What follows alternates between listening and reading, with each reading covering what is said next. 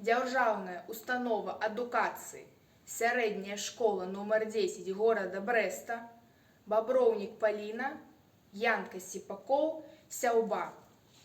На папялішчы, на пачарнелым, яна сядзела, жанчына ў белым, на чорнай пляме відна здалёку, ля нібы цяпельца у халодным змроку. Ля галавешак былога ганка сядзела ў одуме партызанка.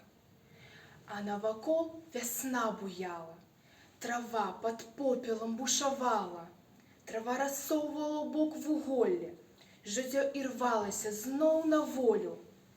І ўжо фашыстаў нідзе, нікога, ідзе вяселіца перамога, і ёю пахне ўсё на свеце, лісцё і неба, зямля і вецер.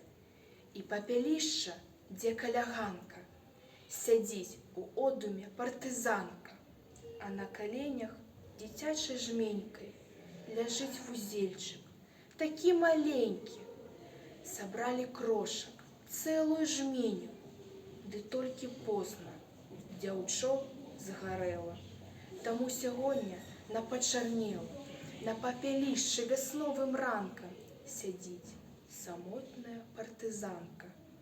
А з вузелочка, што ў прыполе, зярняты прагнуць упасці долу, як цягне іх да зямліцы, каб абудзіцца, праз дзёрн прабіцца.